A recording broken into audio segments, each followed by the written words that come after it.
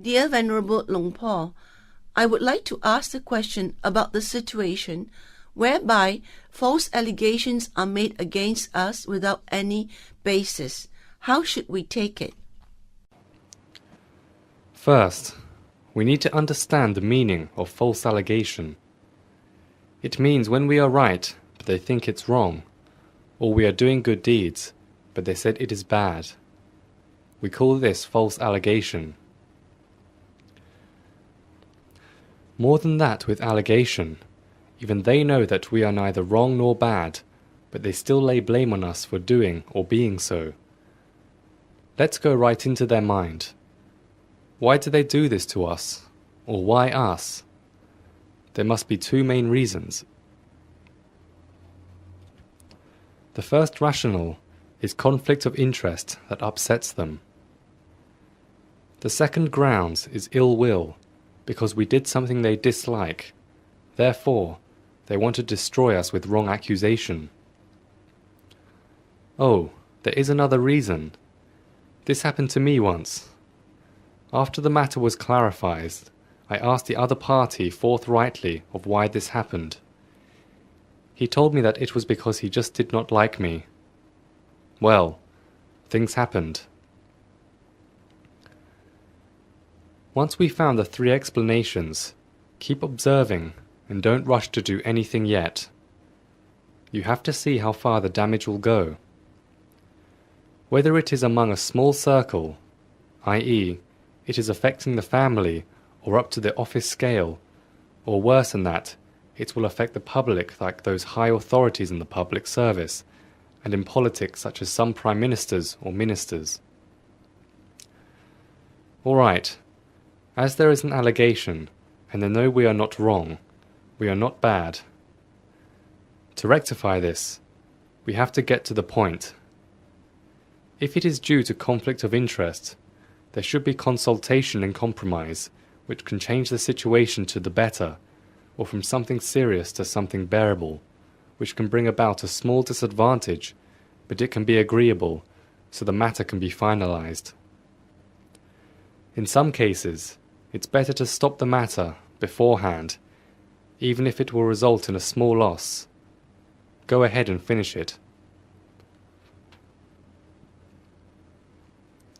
In the case of ill will, it's a little bit hard. Maybe beg for forgiveness. But apparently, as we are not in the wrong, we don't know why we need to apologize. In this case, consultation might be fruitless. The third reason is about being annoyed. Not jealousy, but very close to it. It is like they are annoyed because you are more beautiful. It was not jealousy, but it is bothering you, and they didn't want to look at you. So why not dump all the rubbish on you?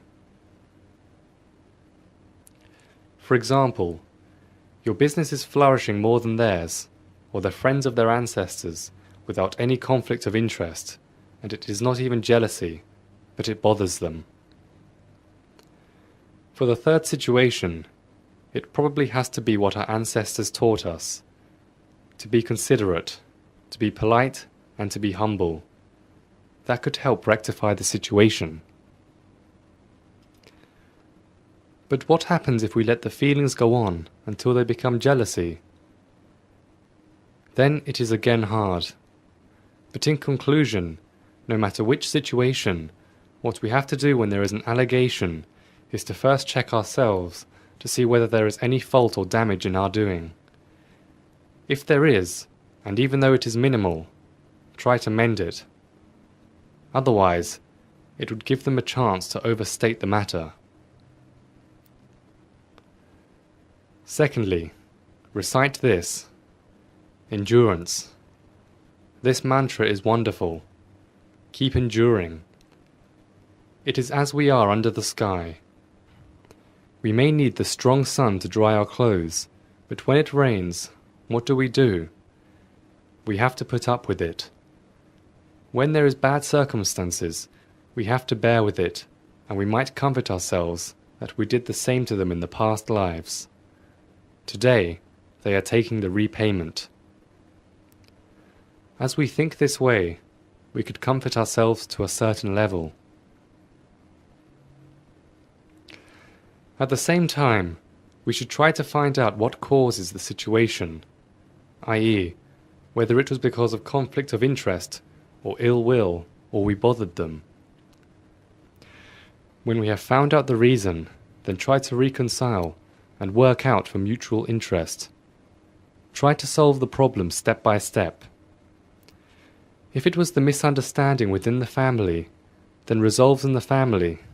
The same goes for the office level, or if it happened to the public level, then resolve accordingly. Certainly, this level is a little bit harder. What we need to consider are not to use violence. It will become increasingly complicated. Don't flee, because if you fled and were downhearted, it meant you lost the case. It is as if you accepted that you were bad as they said. Beware.